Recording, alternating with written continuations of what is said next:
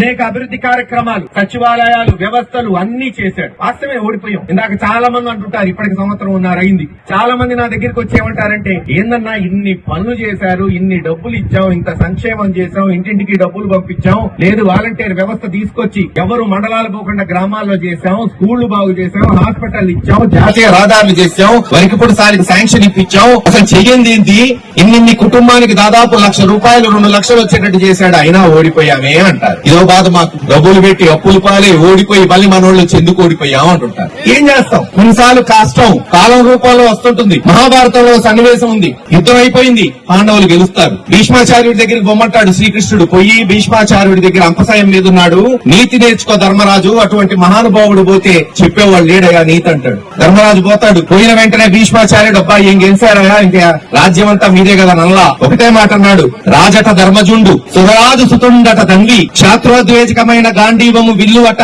సారథి సర్వయోగ సంయోజకుడైన చక్రి ఉగ్ర గదాధరుండు భీముడై యాజికి తోడు వచ్చినట, ఈ పాండవులకు ఆపద కలుగుట ఏమి చిత్రం, ఎంత చిత్రరా.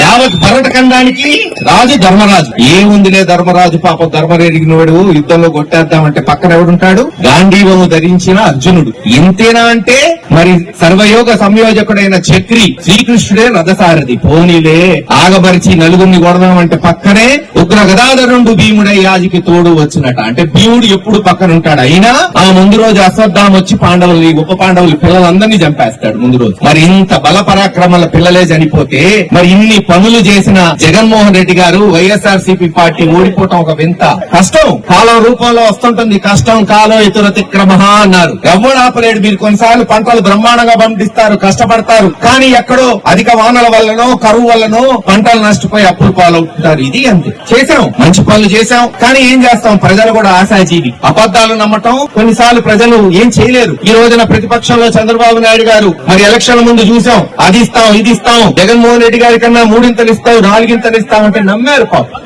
మోసపోయారు. కానీ సంవత్సరంన్నరలోనే ఈ రోజు ఒకటే అంటున్నారు, ఆ జగనన్న ఉంటే ఇలా ఉండేది కాదు కదా అని సంవత్సరంన్నరలోనే అంటున్నారంటే కొన్నిసార్లు అనిపిస్తుంది బహుశా జగన్మోహన్ రెడ్డి గారు మరొకసారి ముఖ్యమంత్రి అయినా సరే ఎంత పేరు ఇప్పుడు వచ్చేది. ఎందుకంటే ఈ రోజు వాళ్ళు బేరీ చేసుకుంటున్నారు. ఆ రోజు ఏంటి, జగన్మోహన్ రెడ్డి గారు ఇస్తుంటే ఇచ్చాడు, తెలుగుదేశం వాళ్ళు అనేవారు ఏముందిలే ప్రభుత్వ డబ్బే కదా ఇస్తున్నాడని విమర్శలు చేసేవాడు. మరి ఇప్పుడు అదే ప్రభుత్వం, మరి మీరెందుకు ఇవ్వలేకపోతున్నారు?